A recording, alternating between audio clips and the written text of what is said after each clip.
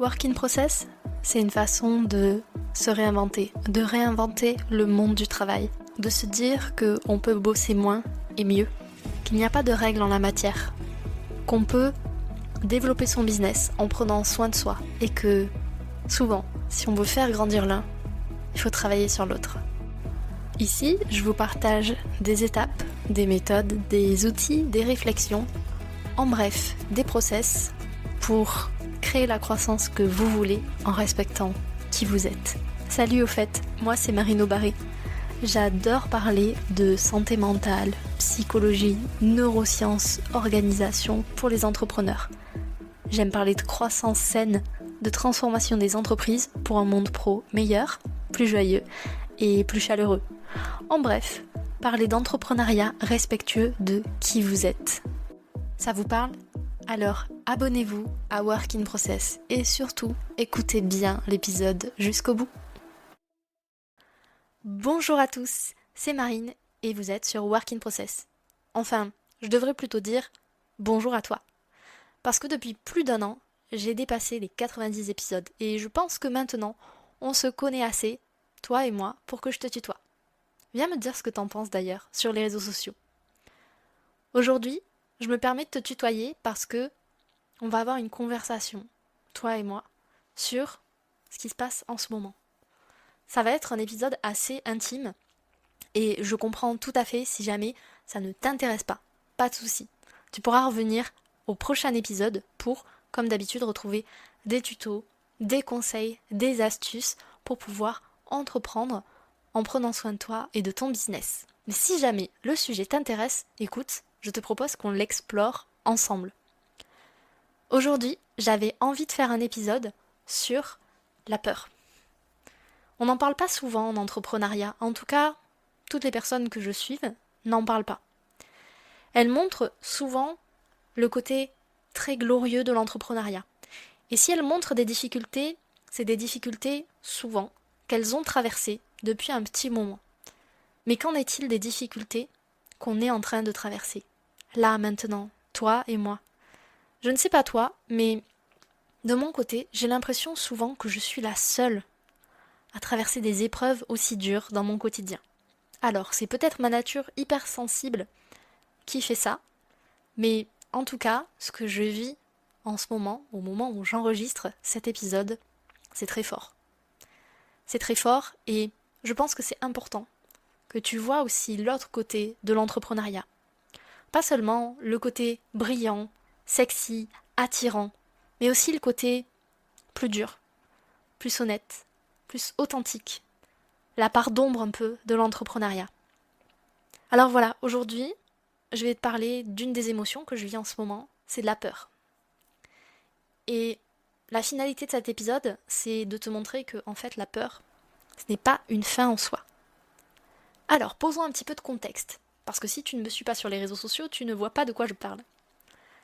Depuis le mois de décembre, je passe presque tout mon temps à concevoir un programme en ligne qui s'appelle Solo to CEO.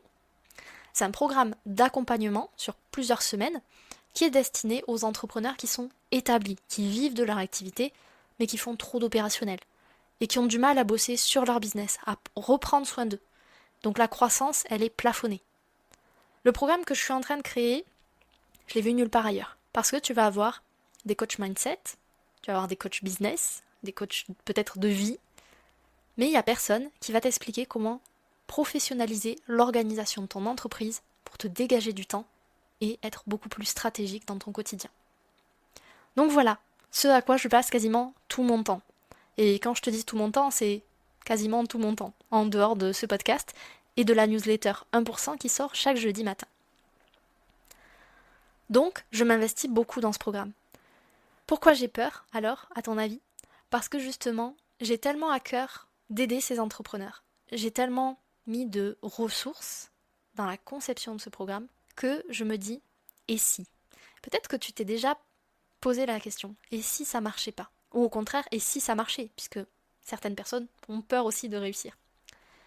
Et si, finalement, le programme que j'avais créé, malgré toutes les validations de mes personas, malgré toutes les interviews que j'ai menées, malgré tous les retours positifs, sur ma landing page? Et si c'était du hasard? Je pense que tu as compris l'idée, parce que, en fait, avec des si, comme dirait ma grand-mère, on peut refaire le monde. Et ça peut durer à l'infini. Je prends un deuxième exemple. Hier, j'ai créé un challenge gratuit par mail de 5 jours. Ce challenge s'appelle Clean ta To-Do et c'est un challenge qui te permet de commencer à désencombrer ta liste de tâches et ton espace mental. Je t'apprends à l'intérieur à créer ta propre méthode de priorisation de tâches, celle qui marche. Parce que la matrice d'Eisenhower, ça marche pas pour tout le monde. Et il faut le savoir. Et j'ai les mêmes craintes par rapport à ce challenge, alors que pourtant, il est gratuit, il est offert. Je me dis, et si personne ne s'inscrivait à mon challenge? Et si, finalement, je m'étais trompée à un moment donné, sur un élément ou un autre? C'est même plus insidieux que ça chez moi. Je me dis, et si mon défaut en communication, parce que oui, j'estime ne pas être très bonne en communication, et si ça desservait les produits ou les services que je crée, en lesquels je crois profondément, parce que si je les crée, c'est parce que je suis convaincue qu'ils vont aider un maximum de gens. Je pense que maintenant, tu as assez de contexte pour estimer dans quel état émotionnel je suis. Rajoute à ça une couche d'hypersensibilité et tu peux multiplier l'implication émotionnelle par, on va dire, 10. Alors, pourquoi tout à l'heure je t'ai dit que la peur n'était pas une fin en soi?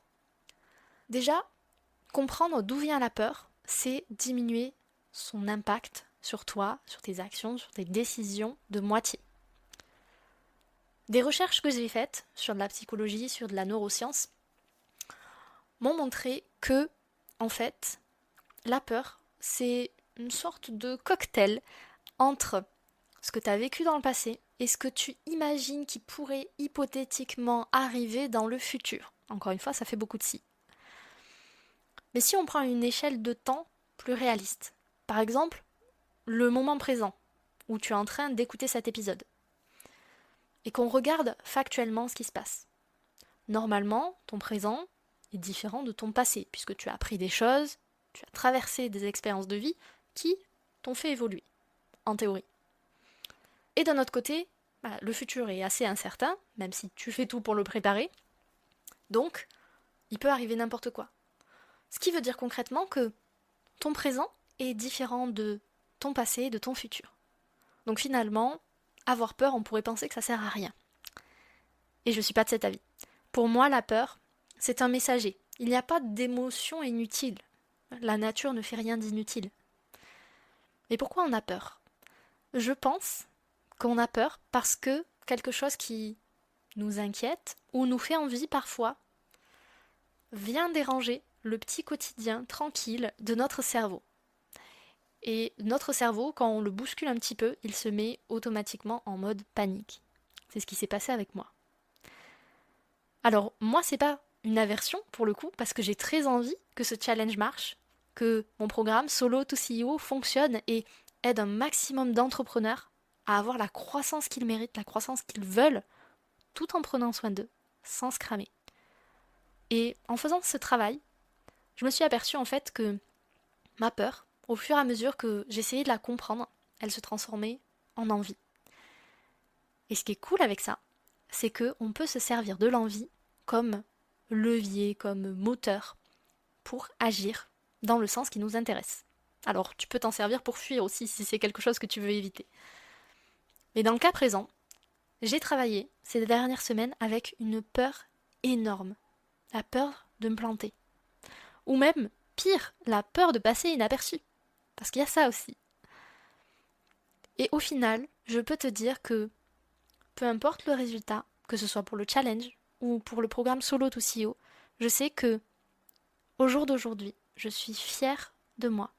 J'ai de la gratitude parce que je me suis autorisée à écouter cette peur et à aller dans la direction où elle m'emmenait. Alors, si jamais, dans ton quotidien d'entrepreneur, tu ressens de la peur et que sur les réseaux sociaux ou autour de toi, tu vois personne en parler, ce que je t'invite à faire, déjà, c'est de réécouter cet épisode parce que, à mon avis, ça te fera du bien. En tout cas, je l'ai enregistré dans ce sens-là.